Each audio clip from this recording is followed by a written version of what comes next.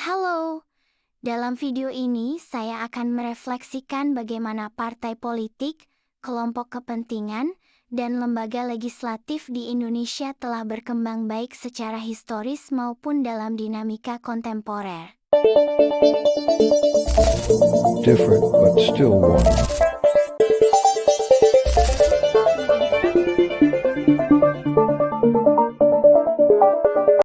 Masa awal kemerdekaan.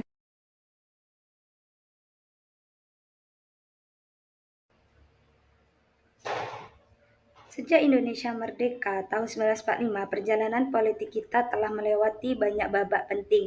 Awalnya sistem presidensial dijalankan oleh Soekarno, tapi karena ketegangan politik, kita beralih ke sistem parlementer. Partai-partai politik tumbuh pesat, mencerminkan semangat kebebasan dan keberagaman ideologi.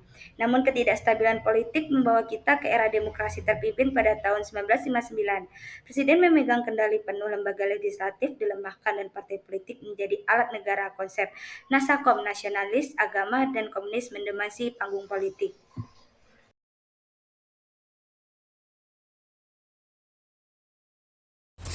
Pada masa demokrasi terpimpin yaitu Orde Lama dimulai pada tahun 1959. Politik Indonesia berubah drastis. Presiden Soekarno membubarkan konstitusi dan pemberlakuan kembali Undang-Undang Dasar 1945. Sejak itu, kekuasaan lebih terpusat pada presiden. Peran lembaga legislatif seperti DPR melemah karena presiden mengangkat sendiri anggota lembaga baru seperti DPR-GR. Partai politik pun tak lagi bebas. Meskipun masih eksis, partai hanya berfungsi sebagai alat mobilisasi politik di bawah kendali negara. Bahkan Soekarno memperkenalkan konsep Nasakom, gabungan nasionalis, agama, dan komunis yang dipaksakan sebagai ideologi bersama. Ini membuat posisi PKI semakin kuat hingga memicu ketegangan politik menjelang peristiwa G30 SPKI tahun 1965. Masa ini menunjukkan bagaimana demokrasi bergeser menjadi otoriter meskipun memakai nama demokrasi.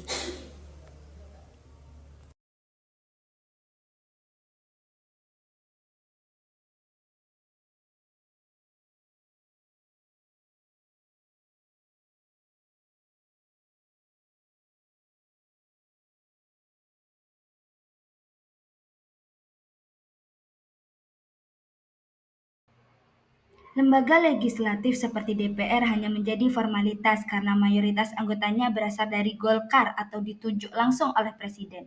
Fungsi pengawasan nyaris tidak berjalan. Kelompok kepentingan seperti LSM, serikat pekerja, atau organisasi mahasiswa dibatasi ruang geraknya. Kritik terhadap pemerintahan dianggap ancaman stabilitas, akibatnya masyarakat kehilangan saluran politik yang bebas dan demokratis.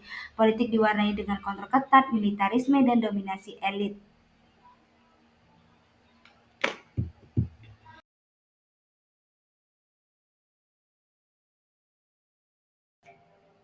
Masa reformasi dimulai setelah tumbangnya Orde Baru tahun 1998 menandai era baru demokrasi di Indonesia.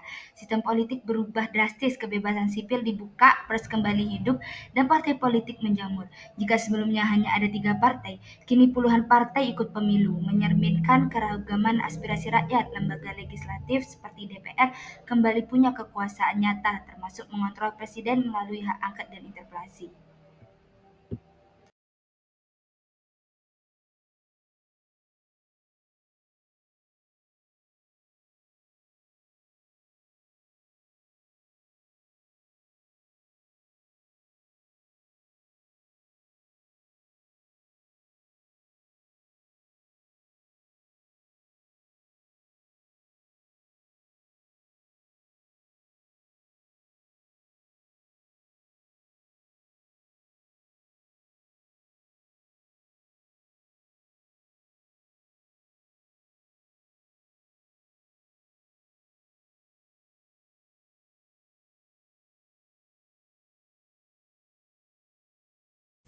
Harapan saya, generasi muda tidak apatis, justru kita harus jadi bagian dari perbaikan. Seperti dikatakan dalam buku Demokrasi dan Partai Politik di Indonesia oleh Cornelis Ley. 2010. Partai bukan hanya kendaraan kekuasaan, tetapi seharusnya menjadi jembatan antara rakyat dan negara.